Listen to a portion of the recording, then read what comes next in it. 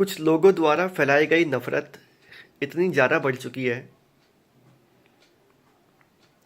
कि जगह जगह पर डॉग्स को मारने की खबरें आ रही हैं।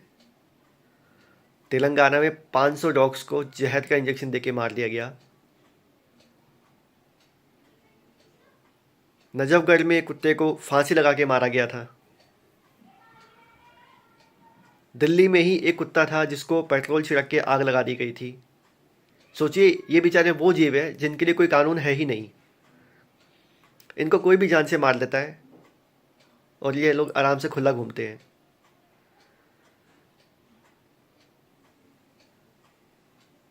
जिनका कोई नहीं होता उनका ऊपर वाला होता है ना, तो आप बनो ऊपर वाले, आप बनो भगवान उनके। आओ आगे उनकी रक्षा के लिए, उनकी सेवा के लिए। ये ना जाने कब से भूखे रहते हैं, कितने टाइम से भूखे हैं आपको क्या पता, हमें क्या पता कितने टाइम से भूखे हैं कितने टाइम से नहीं है। क्या इनका रोज का खाना पीना होता है? एक इंसान है, हमारे पास सुबह सुबह उठते ही हम लोगों को ब्रेकफास्ट चाहिए होता है, चाय चाहिए होती है, फिर दोपहर में लंच करते हैं, फिर शाम को डिनर करते हैं, और जब भी कुछ भी मन किया आराम से अपना खा लिया। अब इन उसके रिवर्स में अगर हम इनको देखें तो इनका कोई शेड्यूल है? ऐसा कुछ भी नहीं है। ना इन्हें खाना मिलता टाइम पे, ना पानी मिलता। बेचारे रूखा सूखा जहाँ भी जैसा भी मिलता है कूड़े में मुंह मार के खा लेते हैं। ये आपसे कुछ मांगते तो है नहीं। ये खामखा लोगों ने क्या बोले, अब ये जो सरकार है इतनी बुरी तरीके से इनके पीछे पड़ गई है, और ये विजय गोयल तो पागल हो गया है।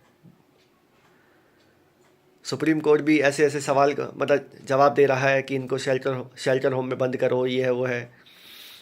अरे तुम लोगों ने सारा का सारा जो एनवायरनमेंट होता है उसको ही ख़त्म कर दिया है। जानवरों से उनका जंगल छीन लिया, उनके खाने के लिए कुछ पेड़ों पे फल तक नहीं छोड़े। सारे फल फ्रूट हमारे मार्केट में बिक रहे होते हैं। इन्हें कहाँ से खाना मिलेगा आप सोचिए। कुछ भी नहीं है इनके लिए। तो इनके भगवान बनिए, इनसे इनसे प्रेम किए, इनसे प्रेम करिए। मानते हैं डॉग बाइट के केस होते हैं, क्यों नहीं होते, लेकिन हर केस को डॉग बाइट भी मत बना दीजिए। अभी रिसेंटली कोई केस था जिसके बारे में कहा गया कि कोई 8 या 9 साल की बच्ची थी, उसको मतलब कहीं जंगल पे कुत्तों ने नोच के मार डाला। जबकि देखा जाए, जब खबर सामने आई तो ये आया कि उस एरिया में डॉग्स की जो एरिया है वो है ही नहीं। डॉग्स वहाँ पे जाते ही नहीं है, वो डोमेस्टिक एरिया में रहते हैं। वो जंगली एरिया था, वहाँ पे कोई जैकाल, कोई मतलब सियार है कुछ, वो उसके निशान थे। वो उस बच्ची को उसने काटा था। और जिसके एवज में लोगों ने क्या किया, मतलब खामखा फेक न्यूज़ फैला दी कि इसे कुत्तों ने काटा, कुत्तों ने नोच के मार डाला।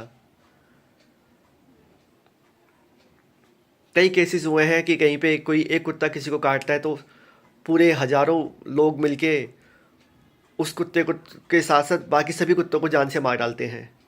लखनऊ में भी अभी रिसेंटली कुछ हुआ था ऐसा, 1-2 साल पहले की बात है।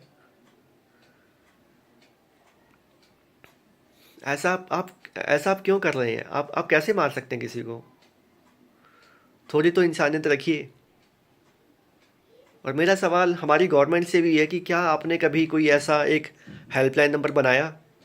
Animal welfare board of India जो है हमारा, या जितने भी हमारे एबीसी सेंटर्स हैं, क्या कभी कुछ आपने एक ऐसी हेल्पलाइन बनाई कि जिस पे बाई चांस कुछ डॉग बाइट के केसेस होते हैं या कोई कुत्ता किसी को काटता है, तो अगर आपके पास वैसी कॉल्स आती हैं बार बार और सिर्फ एक कुत्ते को लेकर के आती हैं, तो क्या कभी आपने कुछ एक्शन लिया?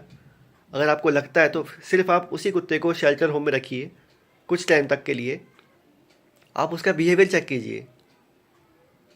सिर्फ यार एक कुत्ते के चक्कर में इतने कुत्तों को जान से मार देना कहाँ तक सही है? और ये चीज़ें भूल जाओ आप जो लोग सोचते हैं कि हाँ हमने कुत्तों को जान से मार दिया या 500 कुत्तों को जहर का इंजेक्शन लगा के मार दिया, कल को आपके बच्चे भी हैं। कर्मा लौट के आता है हमेशा, कर्मा कभी किसी को नहीं छोड़ता। तो ध्यान रखिएगा, हत्या करना पाप होता है, जानवर की हत्या मत कीजिए।